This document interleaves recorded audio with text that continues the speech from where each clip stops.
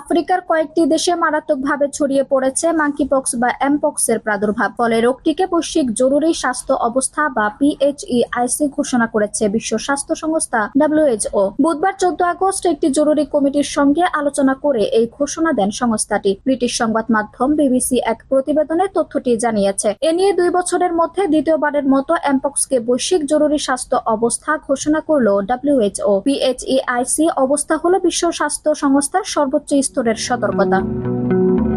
কোনো একটি রোগকে নিয়ন্ত্রণের জন্য গবেষণা তহবিল ও বিশ্বব্যাপী জনস্বাস্থ্য পদক্ষেপের গতি আনার জন্য এই সতর্কতা জারি করা হয়। এর আগে মাঙ্কিপক্স হিসেবে পরিচিত এই রোগের প্রাথমিক প্রাদুর্ভাব চলাকালে ডেমোক্রেটিক রিপাবলিক অফ কঙ্গোতে মারা যান অন্তত 450 জন। DR কঙ্গোর পর এখন মধ্য ও পূর্ব আফ্রিকার বিভিন্ন অংশে ছড়িয়ে পড়েছে রোগটি। এমপক্স সংক্রমণে উচ্চ মৃত্যুহারের ঝুঁকি রয়েছে বলে জানা গেছে, তাই এটি দ্রুত ছড়িয়ে পড়ায় উদ্বিগ্ন হয়ে পড়েছেন বিজ্ঞানীরা। এ প্রসঙ্গে বিশ্ব স্বাস্থ্য সংস্থার প্রধান টেড্রোস আডানম গ্রেবিয়াসিস বলেন, এই প্রাদুর্ভাব প্রতিরোধ ও জীবন রক্ষা করতে একটি সমন্বিত আন্তর্জাতিক উদ্যোগ প্রয়োজন।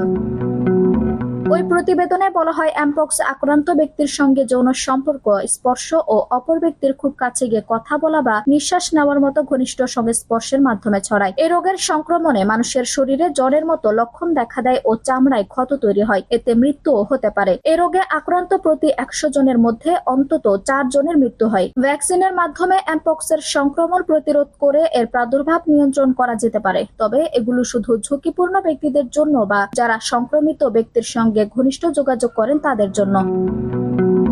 আরজুম হক, আরবি, টাইম নিউজ ডেস্ক।